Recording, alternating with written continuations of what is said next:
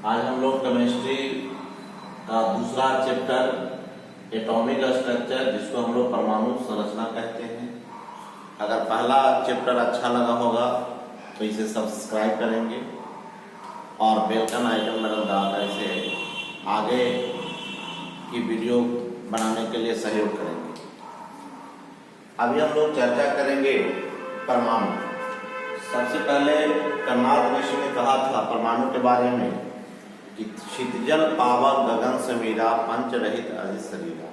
हमारा जो शरीर है 5 तत्वों से मिलकर के बना है। सर्वप्रथम कर्नाड ऋषि ने कहा था। उसके बाद डॉल्टन साहब ने 1803 में परमाणु सिद्धांत का प्रतिपादन किया, जिसके अनुसार परमाणु अविभाज्य होते हैं। अब हम लोग चर्चा करेंगे कि परमाणु है क्या, एटम क्या है।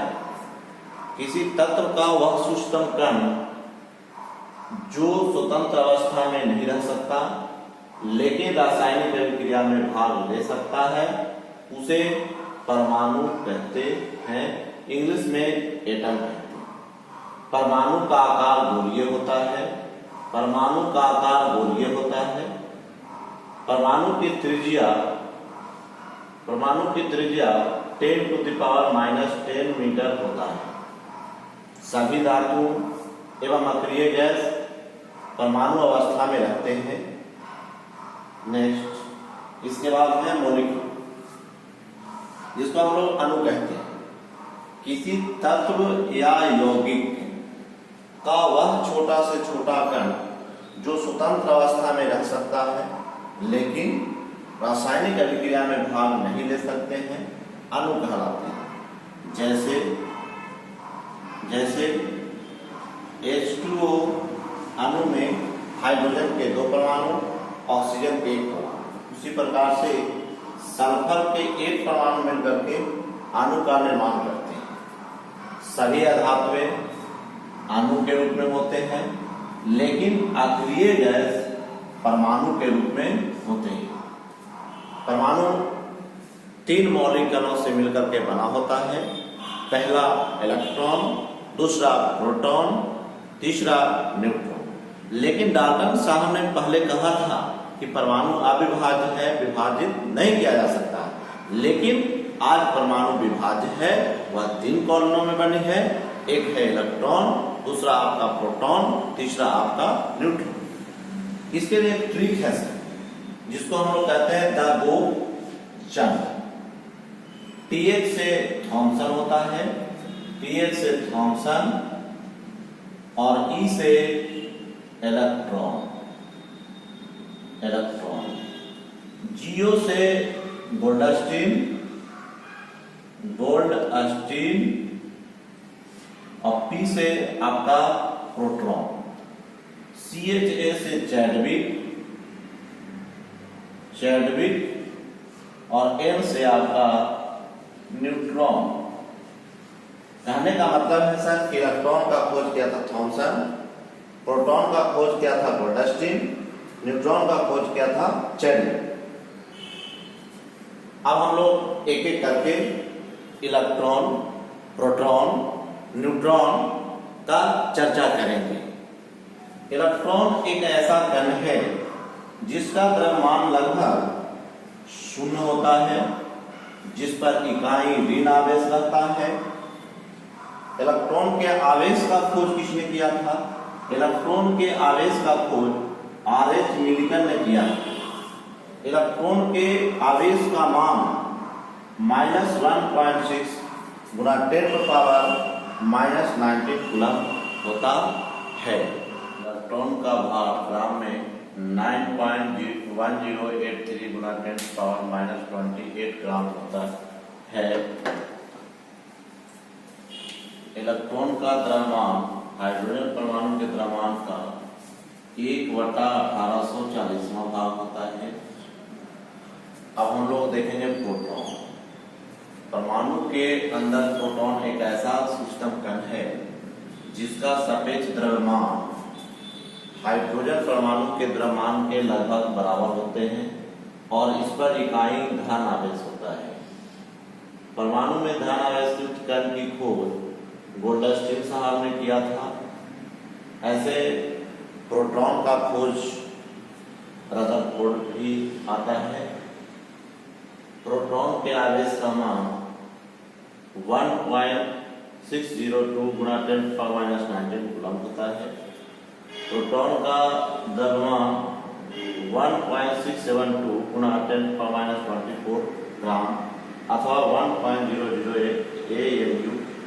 इसको हम लोग कहते हैं AMU का atomic mass unit. Next, hydrogen ion को प्रोटॉन भी कहते हैं। अब है हमारा न्यूट्रॉन। परमाणु के अंदर न्यूट्रॉन एक ऐसा सूक्ष्म कण है जिसका द्रव्यमान प्रोटॉन के द्रव्यमान के लगभग बराबर होते हैं, लेकिन इस पर कोई आवेश नहीं होता है। न्यूट्रॉन एक उदासीन कण है जिसका खोज 1932 ईस्वी में चैडविक ने किया था। बेरिलियम धातु पर अल्फा कणों से आघात कराकर इसकी खोज की गई थी। न्यूट्रॉन के कारण ही परमाणु के नाभिक अस्थायी या अस्थायी होते हैं। N इज ग्रेटर देन अगर P होता है तो आपका नाभिक अस्थायी होता है, जबकि N is less than P होगा तो आपका नाभिक अस्थायी होगा। रदरफोर्ड के अनुसार परमाणु का एक नाभिक होता है जिसमें परमाणु का कुल द्रव्यमान तथा कुल धनावेश केंद्रित रहता है। अर्थात हम लोग कह सकते हैं परमाणु के केंद्र को नाभिक कहते हैं जो धनावेशित होती है। परमाणु के अंदर दो कण पाए जाते हैं, एक आपका प्रोटॉन और दूसरा आपका न्यूट्रॉन। चूंकि हम लोग अभी पढ़े हैं कि परमाणु के तीन मौलिक कण प्रोटॉन, न्यूट्रॉन और इलेक्ट्रॉन। प्रोटॉन और न्यूट्रॉन परमाणु के अंदर रहते हैं, जबकि इलेक्ट्रॉन बाहर से चक्कर काटते हैं। न्यूट्रॉन आवेशहीन होता है, प्रोटॉन धनावेशित होता है। प्रोटॉन तथा न्यूट्रॉन को मिलाकर न्यूक्लियॉन कहलाता है। सभी न्यूक्लियॉन के बीच एक आकर्षण बल होता है जिसे हम लोग नाभिकीय बल कहते हैं, जिसकी दूरी 10⁻⁻50 मीटर होती है, जिसे फर्मी के नाम से भी जाना जाता है। इसी बल के कारण परमाणु के नाभिक में अस्थायित्व होता है। अगर यह बल नहीं होगा तो परमाणु का नाभिक में अस्थायित्व नहीं होगा। नाभिक में होने वाली अभिक्रिया को नाभिकीय अभिक्रिया कहते हैं। इंग्लिश में इसे न्यूक्लियर रिएक्शन कहते हैं। नाभिकीय अभिक्रिया दो प्रकार की होती है। एक नाभिकीय संलयन, जिसको इंग्लिश में हम लोग कहते हैं न्यूक्लियर फ्यूजन, जिसकी खोज हेंसवर्थ साहब ने किया था।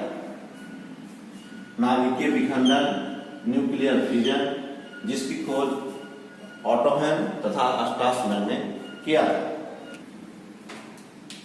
हाइड्रोजन तत्व में न्यूट्रॉन नहीं होता है, चूंकि हम जानते हैं 1H1, इसकी परमाणु संख्या 1, प्रोटॉन की संख्या भी 1, इलेक्ट्रॉन की संख्या भी 1, द्रव्यमान संख्या 1 होती है।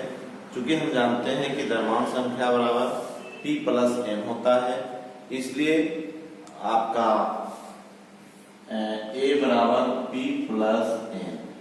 A इसका 1 है, P भी 1 है, प्लस n है, therefore n बराबर हो जाएगा 1 - 1 बराबर 0।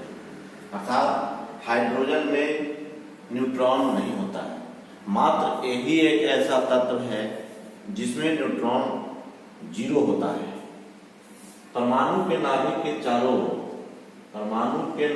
चारों इलेक्ट्रॉन विभिन्न वृत्तीय पथों पर घूमते हैं, जिन्हें हम लोग कक्षा इंग्लिश में सेल कहते हैं। पहला कक्षा को K कहेंगे, दूसरा कक्षा को L, तीसरा को M, चौथा को N इत्यादि से निर्देशित किया जाता है। अर्थात पहला कक्षा K हो गया, दूसरा कक्षा L हो गया, तीसरा कक्षा M हो गया, चौथा कक्षा N हो गया। बोर-ब्यूरी साहब ने किसी कक्षा में इलेक्ट्रॉन की अधिकतम संख्या को निर्धारित करने के लिए 2n² फॉर्मूला बताया, जहां n बराबर कक्षा की संख्या। मैंने कहा कि पहला कक्षा K है, तो K बराबर हो जाएगा 2 × 1 का स्क्वायर इक्वल टू 2 × 1 बराबर 2। मतलब K सेल में 2 इलेक्ट्रॉन रह सकता है। दूसरा आपका L है 2 का स्क्वायर बराबर 2 × 4 बराबर 8। L सेल में अधिकतम इलेक्ट्रॉन 8 रह सकता है। तीसरा सेल आपका M है 2 × 3 का स्क्वायर इक्वल टू 2 × 9 बराबर 18। यह आपका तीसरा सेल हुआ। चौथा सेल N है 2 × 4 का स्क्वायर इक्वल टू 2 × 16 बराबर 32। मतलब चौथा जो है 32। किसी परमाणु के अंतिम कक्षा में इलेक्ट्रॉन की संख्या 8 होती है, 8 से ज्यादा नहीं होगी। अब हम लोग उप कक्षा, जिसको सबसेल कहेंगे। एक कक्षा के विभिन्न भाग होते हैं, इसी कक्षा में विभिन्न भाग होते हैं। इन भागों को उप कक्षा इंग्लिश में सबसेल कहते हैं। इन्हें S, P, D, F इत्यादि द्वारा सूचित किया जाता है। K कक्षा में एक उप कक्षा होते हैं S, L कक्षा में 2 उप कक्षा होते हैं, एक आपका S दूसरा P। M कक्षा में 3 उप कक्षा होते हैं S, P and D। N कक्षा में 4 उप कक्षा होते हैं S, P, D, F। इलेक्ट्रॉनों की अधिकतम संख्या S उप कक्षा में 2, P उप कक्षा में 6, D उप कक्षा में 10, F उप कक्षा में 14। अर्थात हम लोग देखते हैं कि ये मात्र 4 का अंतर चलता है। S उप कक्षा में 2, P उप कक्षा में 6, D उप कक्षा में 10, F उप कक्षा में 14। सभी में 4 का अंतर है। इलेक्ट्रॉनिक विन्यास, इलेक्ट्रॉनिक कॉन्फ़िगरेशन निकालने के लिए क्या है? तो electronic configuration depends on atomic number. हम अगर एटॉमिक नंबर जान जाएंगे तो उसका हम लोग इलेक्ट्रॉनिक कॉन्फ़िगरेशन आसानी से निकाल सकते हैं। जैसे कैल्शियम का परमाणु संख्या 20 होता है। अभी हमने पढ़ा कि पहला कक्षा में 2 इलेक्ट्रॉन यहाँ दे दिए, दूसरा कक्षा में 8 इलेक्ट्रॉन, अंतिम कक्षा में 8 इलेक्ट्रॉन से ज्यादा नहीं रह सकता है, इसलिए 8 दिए फिर 2 दिए। इस तरह से ये हो गया 2, 8, 8, 2। उसी तरह से उप कक्षा में हम लोग करेंगे तो S उप कक्षा में 2 बताए थे इलेक्ट्रॉन रहेगा। फिर दूसरा कक्षा चलेंगे, S कक्षा में बोले थे 2, P में 6 बोले थे तो 6, 2, 8 और 2, 10। फिर तीसरी कक्षा में चलेंगे 3s2, 3p6, 4s2। इस प्रकार से हमारा ये इलेक्ट्रॉनिक कॉन्फ़िगरेशन कक्षा के आधार पर और उप कक्षा पर, इसकी विस्तृत चर्चा हम लोग आगे और भी विस्तृत चर्चा करेंगे अफवाहू साहब के प्रिंसिपल में। Next sodium 11 2, 8, 1, 1s2, 2s2, 2p6, 3s1। अब हम लोग संयोजी इलेक्ट्रॉन किसे कहते हैं? चूंकि इलेक्ट्रॉनिक विन्यास जब लिखते हैं उसमें 2 प्रकार का इलेक्ट्रॉन होता है, एक आपका कोर इलेक्ट्रॉन और एक आपका संयोजी इलेक्ट्रॉन। जो बाह्यतम कक्षा में इलेक्ट्रॉन होते हैं उसे हम लोग संयोजी इलेक्ट्रॉन कहते हैं। बाह्यतम कक्षा मीन्स अंतिम कक्षा। इसलिए कैल्शियम के बाह्यतम कक्षा में 2 इलेक्ट्रॉन है, इसलिए इसका संयोजी इलेक्ट्रॉन 2 होगा। सोडियम 11 होता है, इसके बाह्यतम कक्षा में 1 इलेक्ट्रॉन है, इसलिए इसका संयोजी इलेक्ट्रॉन 1 होगा।